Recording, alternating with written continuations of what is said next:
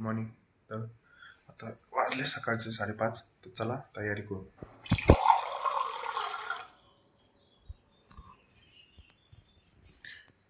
सकाळी उठलं तर सगळ्यात आधी कॉफीच्या आधी पाणी 1 ग्लास ते अर्धा ग्लास पाणी पिणं सगळ्यात मेन गोष्ट असते. पहिले पाणी प्या, मग पुढचं तुमचं काय कॉफी घ्यायची नाही तर काय घ्यायचं ते घेऊ शकता. तर पहिले पाणी सगळ्यात मेन गोष्ट. कॉफी बनवता नॉर्मल पाणी, नॉर्मल कॉफी टाकायची फक्त बस.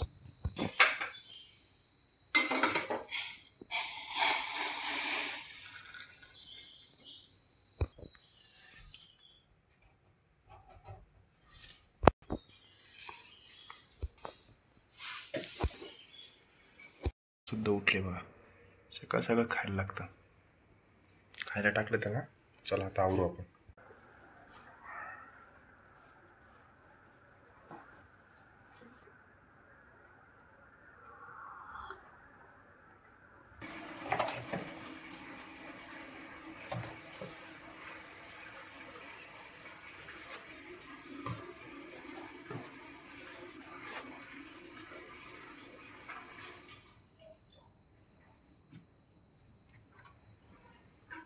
तर चला ग्राउंडकडे निघू आता.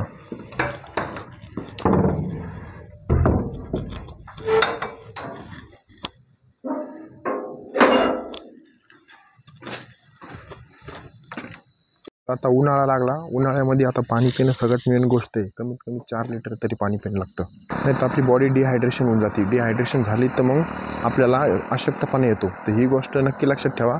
तर उन्हाळा लागला तर उन्हाळ्यात आता काय करायचं, कॉफी दुपारून अवॉइड करायची. आता ताक प्यायचं, लस्सी प्यायची, हे 2-3 गोष्टी चालू करायच्या. त्याने काय होतं, बॉडी थंड राहते. काकडी खायची, त्या गोष्टीने आतून बॉडी थंडी राहते उन्हाळ्यात. त्याचा लाईट आहे मसन खायचा, तो लाईट 6 वाजता ॲक्युरेट बंद होतो. तर आता 6 वाजून गेले, थोडंसं लेट झालं त्याच्यामुळे पूर्ण अंधार आहे. तर समोर मागं बघा, मागं पण कोण नाही, पुढं पण कोण नाही, एकदम सामसूम रस्ता असतो. आणि डेली ह्या रस्त्यावर आपणच असतो फक्त बस. तर त्याच्यामुळं चालायचं काही प्रॉब्लेम नाही. कंटिन्युटी. लोक म्हणते ना कॉम्पिटिशन, मला तर कॉम्पिटिशन दिसत नाही. तर कोणीच नसतं बघा. 6 वाजले तरी कोणीच नाही. तर कायचं कॉम्पिटिशन, म्हणायची गोष्टी असते त्या. मग कसं आहे, आपलं कंटिन्युटी चलत राहायचं. चला तर ग्राउंडवर आलो आपण. थोडा असा उजेड झाला आता. करणला कॉल केला, करण येऊ राहिला आता. तर ही जागा जेव्हा आपण साफ केली नाही तेव्हा आपण संध्याकाळी पोट्टे येऊन बसते इथं. काही दारू पिते, पुड्या खाते, सगळं बाटल बिटल सगळं इथं टाकून देते. तर त्यामुळे डेली आल्यावर साफ करणं लागतं. एक प्रॉब्लेम झाला साफ केल्यापासून. तर चला, आपल्याला प्रॅक्टिसला तरी चांगलं आहे ना. तर चला वॉर्मअपची तयारी करू.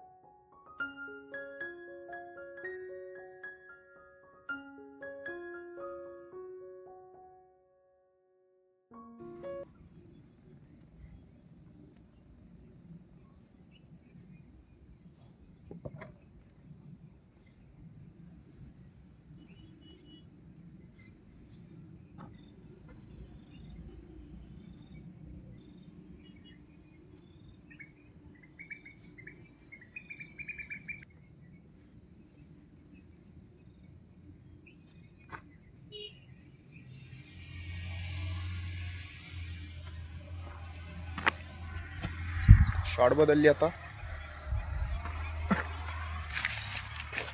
पट्टा सगळ्यात मेन आहे. आपला जो स्ट्रेचिंग मॅट असते ना त्याच्यापेक्षा भारी काम करतो पट्टा आपला. तर चला आता लोअर काढली तर आता थोडंसं करंट हात येतोय तर थोडंसं स्ट्रेचिंग करू आणि आपला जॉगिंगला चालू करू. पोलीस भरती आणि आर्मी भरतीची तयारी करते त्यांना सगळ्यात मेन प्रॉब्लेम काय आहे माहिती आहे का, स्ट्रेचिंग करायला सगळ्यात मोठं जीवार येतं. म्हणजे तेच नाही बाकी सगळे जण असते ना, स्ट्रेचिंग करायला सगळ्यात जीवार येतं. ज्या स्टार्टिंगचा वॉर्मअप करायला जीवार येतं आणि रनिंग किंवा वर्कआउट झालं त्याच्यानंतर स्ट्रेचिंग करायला जीवार येतं. त्याच्यामुळे नंतर म्हणते की आपल्याला शिन पेन होतो, इंजुरी होऊ राहिली, हे होऊ राहिलं. मेन कारण ते तुम्ही स्ट्रेचिंग फुल करा, वाटलं तर वर्कआउट कमी करा, पण तुम्ही स्ट्रेचिंग फुल करा. स्ट्रेचिंगने काय होतं, जे तुमचे बॉडी पार्ट असते ना एकदम हे होऊन जाते, फ्री होऊन जाते आणि तुम्हाला रनिंग करताना किंवा वर्कआउट करताना कोणता पेन होत नाही. ही गोष्ट नक्की लक्षात ठेवा आणि ठेवत नाही लक्ष. तर चला या बाबळीचं कधी जुगाड करणं लागणार आहे आपल्याला, कारण की मध्ये एक ठिकाणी आहे, मध्ये कापले आपण 2-4, पण आता परत 2-3 राहिले आहे त्या कापण्या लागन तर ओके होईल. नाही रनिंगला कसं आहे, रनिंगला आपण शॉर्टमध्ये असतो, काय असतो ते वरखाडा लागायचं भीती असती. तर चला कारण आला की नाही का, आला आला.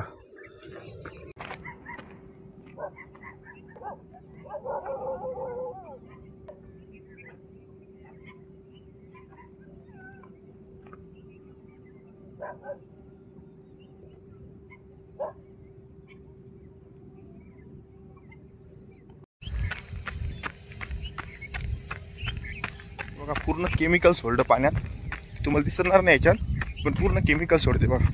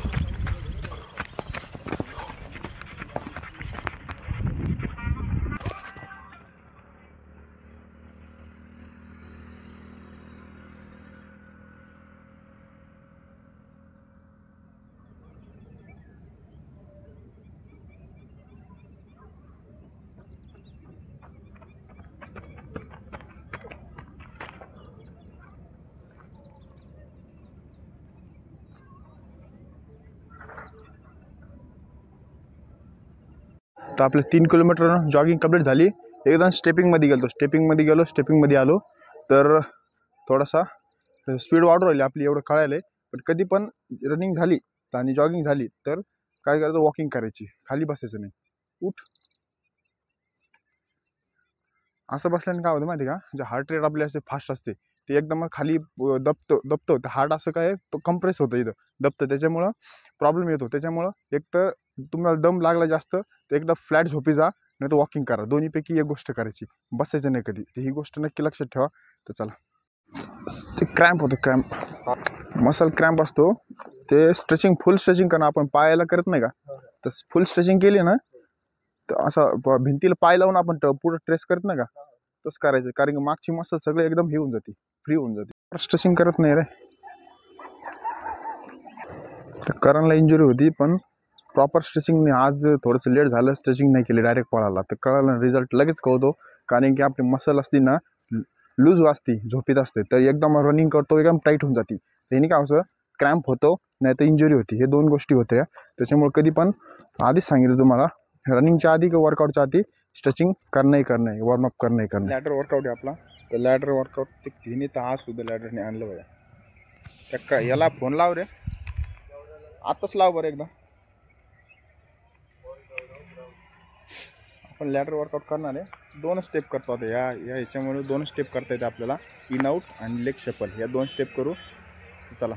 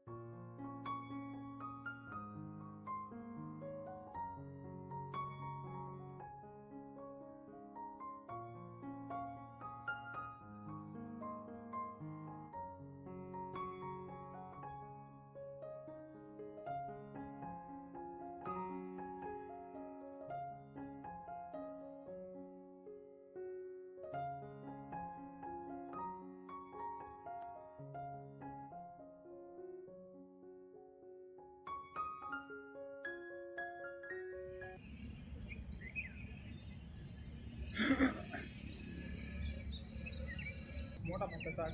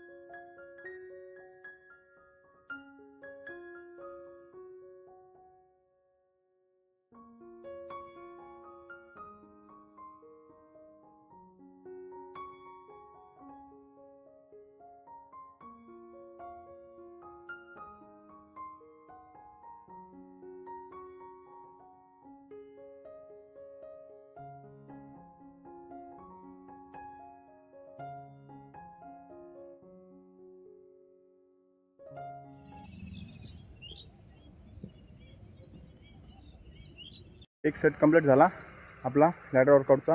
आता चला दुसरा सेट मारू.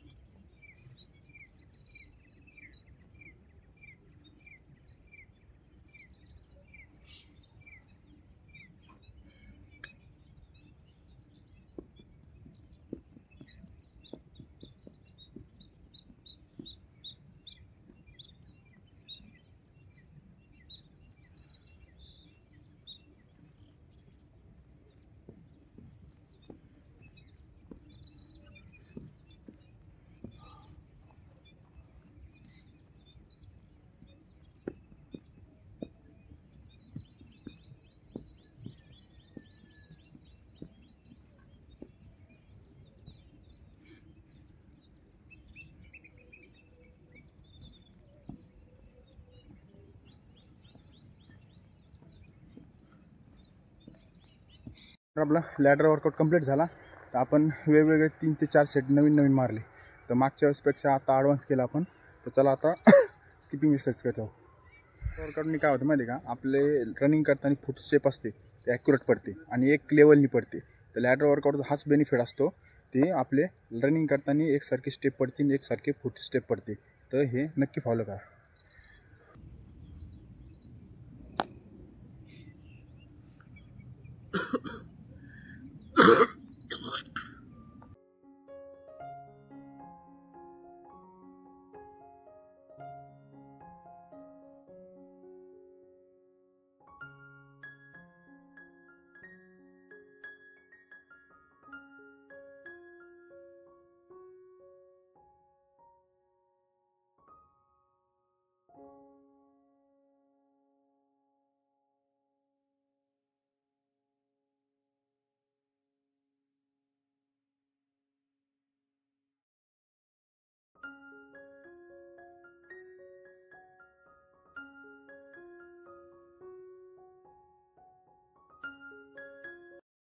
पाहिलं तुम्ही हां आई उद्याला पाहिलंच नाही तुम्ही जास्त टाईमपास केलं लवकर काढ तो टाईमपास तू काय तुम्ही आता काय म्हणले कारण चमकू लागला चमकू लागला म्हणजे तू टाईमपास करताना चमकू लागला म्हणजे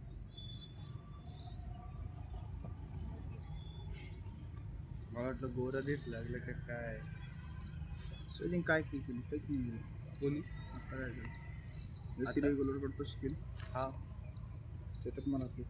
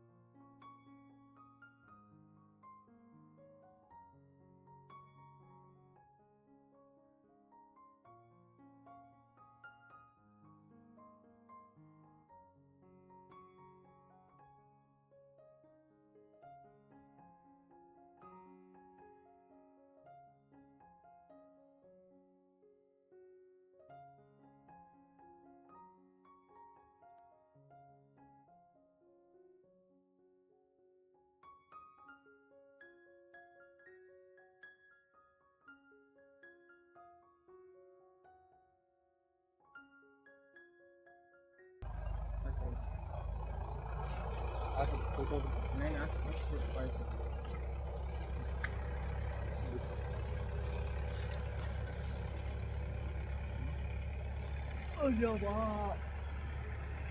हे इकडची मसल इथून इथपर्यंत येतो जेवढा ट्रेस केला ना मागची सगळी इंजुरी असती ना सगळी सगळा फ्री इंजुरी मरतो मी डायरेक्ट देवा अगं बाई अरे बा